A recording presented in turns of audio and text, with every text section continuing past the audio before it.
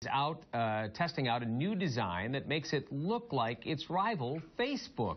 Several Twitter users, including an editor from Time magazine, report finding their home pages looking more like this. Twitter has not commented on the redesign, but in a blog post from last September, the company said it is constantly testing changes on select users. And if I was going to select a user to test a change on, it'd be Mike Johansson from RIT.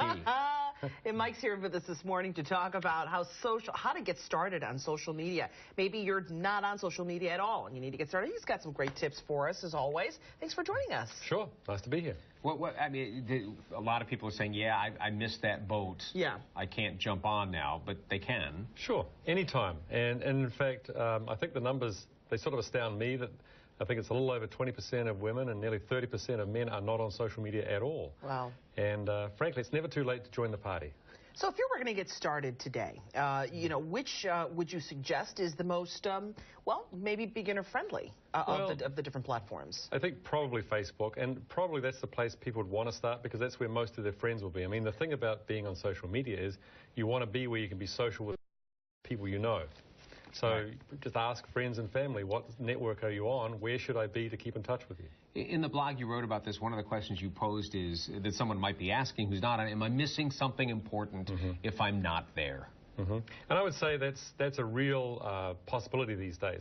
My father back in New Zealand, for example, doesn't have a Facebook page. It drives the rest of the family nuts because so much family stuff, photos, goings on, is shared on Facebook.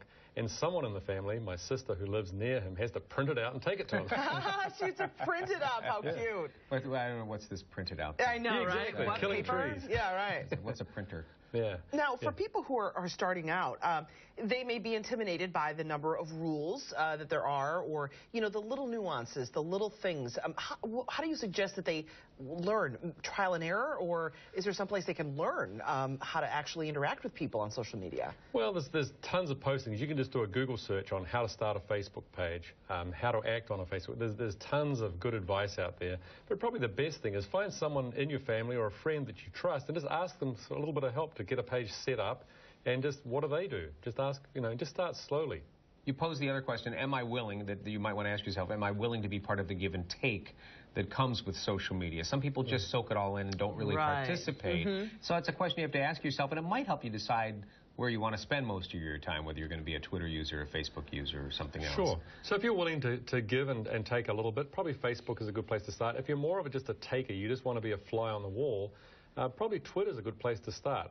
You can follow a lot of interesting people and get a lot of information. You really don't have to do much. Right. So, you know, maybe that's a difference. And sometimes there are people on social media, this is not a surprise to any of us, who are there to incite or excite or aggravate.